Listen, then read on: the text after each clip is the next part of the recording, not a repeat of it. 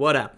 Golden Era Podcast. We are recording this. It is December 16th, which means it is officially the beginning of the NBA trade season. All the players that were signed this offseason are eligible to be traded as of one day ago. Now, I think we should start by saying, before we get into a couple other things, I wouldn't expect this to be an active trade season. If you look this past offseason, Luka Doncic on the move, Jason Sanders on the move, Malik Hightower on the move. Those were the guys that you would expect to see potentially traded this coming season based off what happened a year ago with Ja Morant leaving Memphis, leaving Luka Doncic behind, with the Milwaukee Bucks trying to make a trade to find some type of an upgrade on that roster. The Tobias Bell trade, he had asked for a deal last season around this time. He doesn't end up getting dealt. And of course, Jason Sanders in the aftermath of Cameron Sullivan leaving. All those teams took care of their trade issues right away, which means we're probably going to be stuck with a relatively mundane trade season among the fringes. There's a lot of good guys out there. We can dive into them both here and over on Operation Sports. But for the most part, I think the big names just aren't going to happen. But there's names to start monitoring, and I want to start in Toronto, where first and foremost, the decision by Ezekiel Morrow to go after and involve in a physical altercation with a member of the Boston Celtics traveling party after that game is despicable, it's deplorable, it's heinous, and all the words that the league used in their statement that was posted on ESPN that explained everything of the reason for his suspension. I think it's right. I don't think it's going to be for the rest of the year, but I think an indefinite suspension for that to be played out is a positive one. Now, here's the problem, though, and I think it starts to set up some concerns in Toronto. Now, Jalen Justice, I'm not saying he's going to start asking for a trade or be looking for a way out. I don't think that's on the horizon. But I think that sun is starting to peak up. Those lights are starting to show up. Why? Because how can Jalen Justice believe in this organization moving forward if Ezekiel Morrow, his number 2, isn't there for him and not getting it done? They made a big move to go get Shane Ruffin. They gave up a future first-round pick. They did the signing trade that moved Carlo Urqueg, who's been really good for the Dallas Mavericks, for Terrence Clarke 2 summers ago in a 3-team signing trade with the Grizzlies and the Mavericks. Those guys aren't available, and those guys are both nearing 30. Meanwhile, Ezekiel Morrow this season has not looked the same he did last year when they didn't have Jalen Justice. Ezekiel Morrow has been pedestrian. He has not been the same type of all-NBA force that he was in years past. If you look at this from a long-term perspective for Jalen Justice, do you really believe this team has all the pieces in place to actually build a future contender? Or do you think something has to change? Now, that's not saying that Jalen Justice might be looking out the door, but what if they decide to move Ezekiel Morrow? Morrow's been really good, right? He's been a multiple-time All-NBA forward, first team included. He's a triple-double threat. He's an 18, 10, and 8 kind of guy. But look what happened last season in the playoffs when they lose Jalen Justice up 2-0 to the Brooklyn Nets. They end up fading and falling in that series in 6 games. They lose the last 4 games of that series without Jalen Justice. This is not a team like Golden State, like Phoenix, where if Cade Cunningham is off, don't worry, you got Jacoby Cleaves and vice versa. Where if Javon Roll is out, you've got Deontay Dixon and Jonathan Kuminga.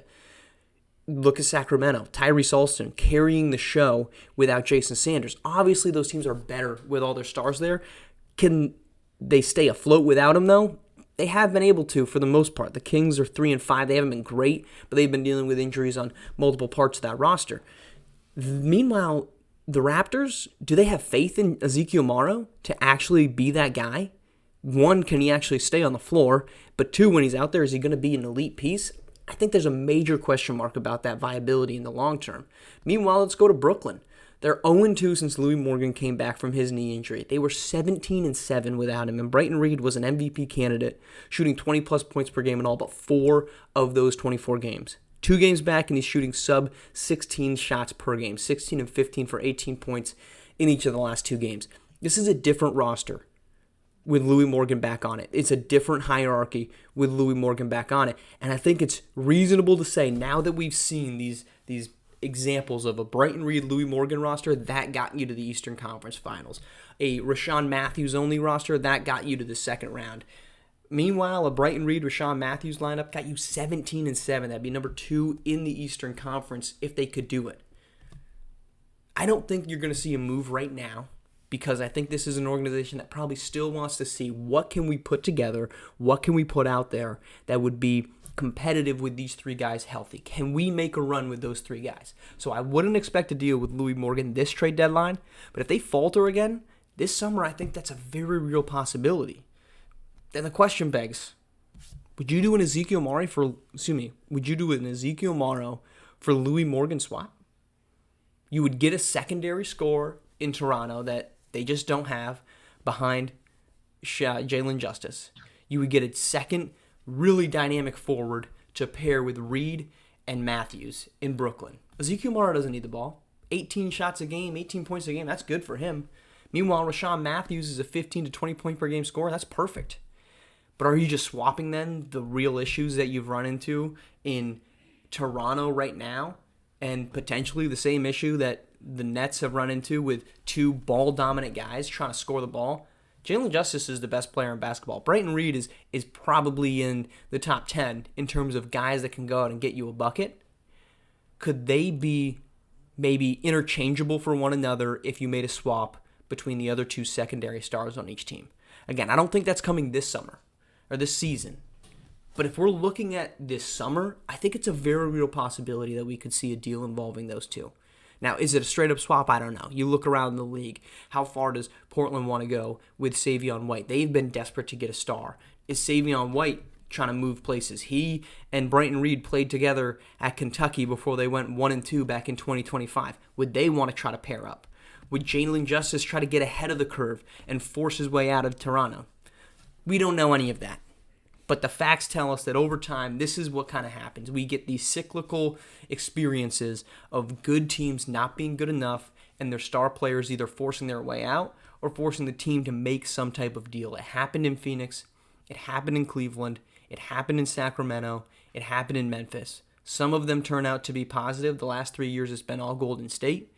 But I think it's a very real chance that we see one of those, if not both of those two guys, Ezekiel Morrow and Louis Morgan, on different teams come 2 years or this offseason if they continue to see team struggles with them both healthy.